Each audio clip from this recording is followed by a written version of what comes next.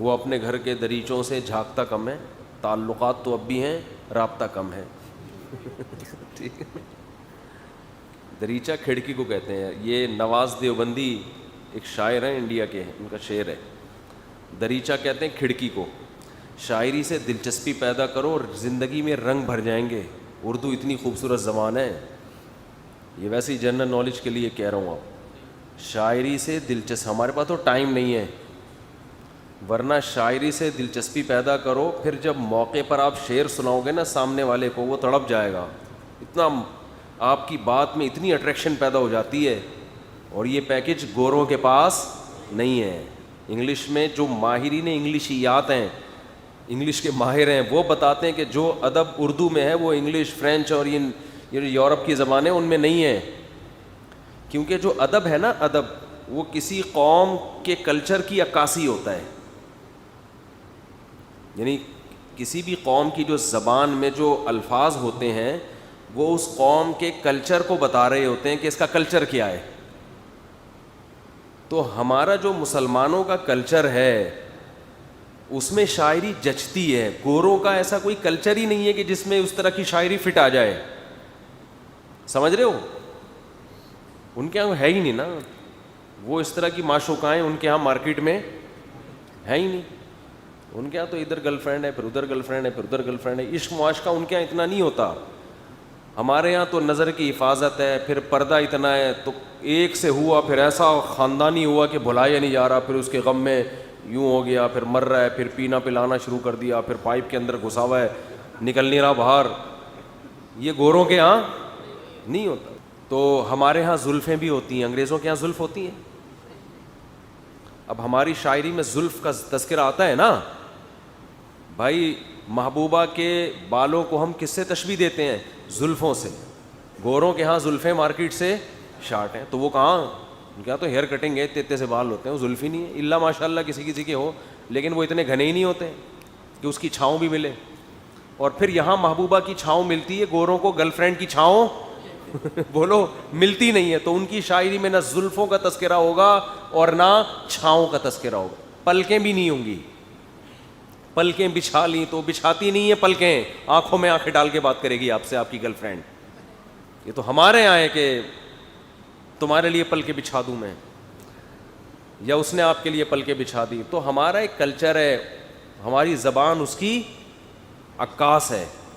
تو اس کو انگلش ضرور سیکھیں, بین الاقوامی زبان ہے, مگر اردو سے رشتہ ختم نہ کریں. آپ کے کلچر کی واٹ لگ جائے گی معذرت کے ساتھ. تہذیب وہذیب برباد ہو جائے گی, آپ کی ساری تہذیب وہی بن جاؤ گے. اور غیر مسلم کی کوئی خوبی ہونا مجھے بیان کیا کرے, میں آپ کو بتاؤں گا کہ کتنی جو غیر مسلموں کا کلچر میں آپ کو خوبیاں نظر آتی ہیں نا, کبھی چھاؤں میں مل کے بیٹھے میرے ساتھ, تو میں آپ کو بتاؤں گا اس خوبی میں دم کتنا ہے.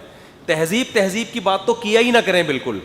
دیکھو ہمارے ہاں سب سے بڑی گالی کیا ہے کہ اس کا باپ نہیں ہے. بولو ہے یا نہیں؟ آپ کسی سے پوچھیں آپ کے ابا کون ہے, اگر پتہ ہی نہیں.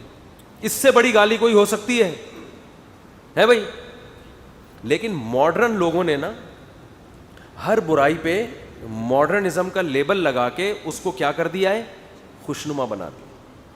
میں لوگوں سے کہتا ہوں کہ ایک زمانہ آنے والا ہے کہ باپ نہ ہونا یہ فیشن بن جائے گا, یہ ماڈرن ہونے کی علامت.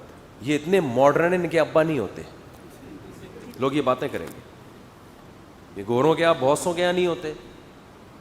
یہ دقیانوس قسم کے لوگ ہیں جن کے باپ بھی ہے, تایا بھی ہے, چاچا بھی ہے, خالہ بھی ہے, پھپھی بھی ہے. یہ پرانے دقیانوس نہیں جو خاندان کی وہ زنجیروں میں بندھے ہوئے پرانے لوگ, یہ باتیں ہوا کریں گی. ابھی تک تو ہمارے کلچر میں باپ نہ ہونا کیا ہے, گالی ہے نا. یار آپ اپنے ابا کا بتاؤ کون ہے, کہ ابا تو مطلب عیدی سینٹر سے ملے تھے آپ, کہ جھولے سے ملے تھے آپ. ابھی تک ہمارے کلچر میں باپ نہ ہونا کیا سمجھا جاتا ہے, گالی. تہذیب یافتہ لوگوں کے ہاں باپ ہوتے ہیں, خاندان ہوتا ہے.